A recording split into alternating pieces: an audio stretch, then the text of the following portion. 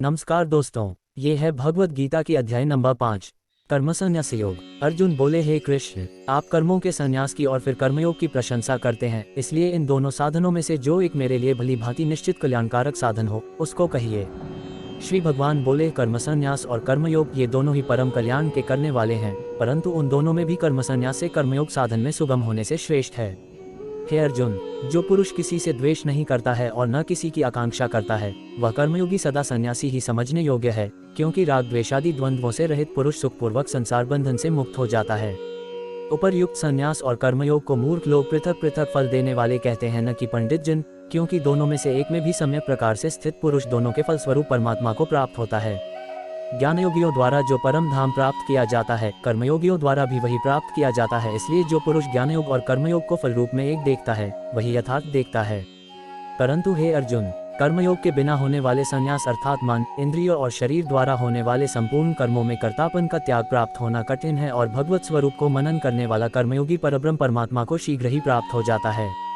जिसका मन अपने वश में है, जो जितेंद्रिय और विशुद्ध अंतःकरण वाला तथा संपूर्ण प्राणियों का आत्मरूप परमात्मा ही जिसका आत्मा है, ऐसा कर्मयोगी कर्म करता हुआ भी लिप्त नहीं होता। तत्व को जानने वाला सांख्ययोगी तो देखता हुआ, सुनता हुआ, स्पर्श करता हुआ, सूंघता हुआ, भोजन करता हुआ, गमन करता हुआ, सोता हुआ, श्वास लेता हुआ, बोलता हुआ, त्यागता हुआ, ग्रहण करता हुआ तथा आंखों को खोलता और मूंदता हुआ भी सब इंद्रियां अपने अपने अर्थों में बरत रही हैं, इस प्रकार समझकर निसंदेह ऐसा माने कि मैं कुछ भी नहीं करता हूँ। जो पुरुष सब कर्मों को परमात्मा में अर्पण करके और आसक्ति को त्याग कर कर्म करता है, वह पुरुष जल से कमल के पत्ते की भांति पाप से लिप्त नहीं होता। कर्मयोगी ममत्व बुद्धि रहित केवल इंद्रिय, मन, बुद्धि और शरीर द्वारा भी आसक्ति को त्याग कर अंतःकरण की शुद्धि के लिए कर्म करते हैं। कर्मयोगी कर्मों के फल का त्याग करके भगवत प्राप्ति रूप शांति को प्राप्त होता है, और सकौम पुरुष कामना की प्रेरणा से फल में आसक्त होकर बनता है।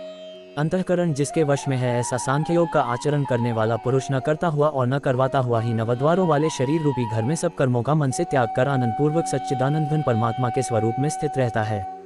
परमेश्वर मनुष्यों के न तो कर्तापन की, न कर्मों की और न कर्मफल के संयोग की रचना करते हैं, किंतु स्वभाव ही बरत रहा है।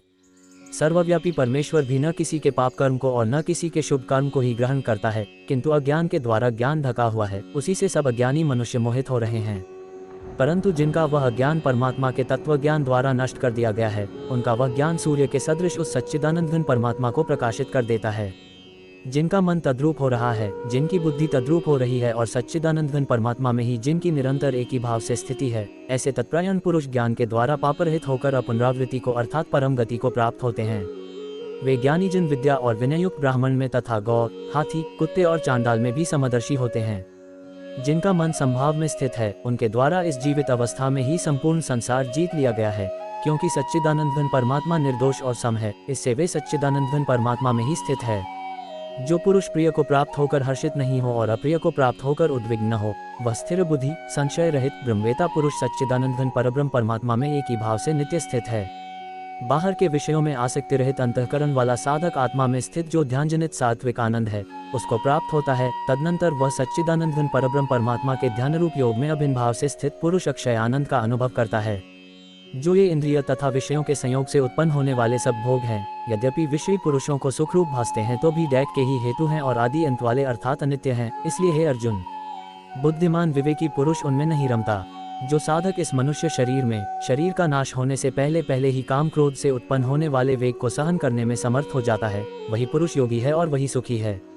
जो पुरुष अंतरात्मा में ही सुख वाला है, आत्मा में ही रमण करने वाला है तथा जो आत्मा में ही ज्ञान वाला है, वह सच्चिदानंद घन परब्रह्म परमात्मा के साथ एक ही भाव को प्राप्त सांख्योगी शांत ब्रह्म को प्राप्त होता है।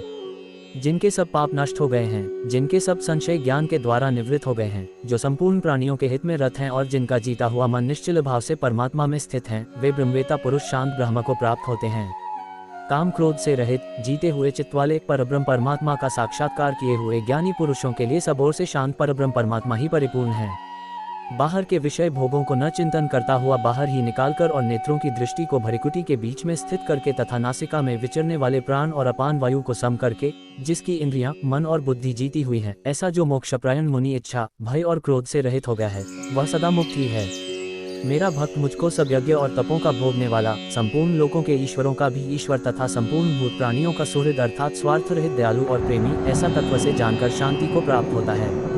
भारतीय पौराणिक इतिहास के कुछ अनसुने तथ्य एवं रोचक जानकारी जानने के लिए अंत तक बने रहें और सब्सक्राइब करें हमारे चैनल को। धन्यवाद।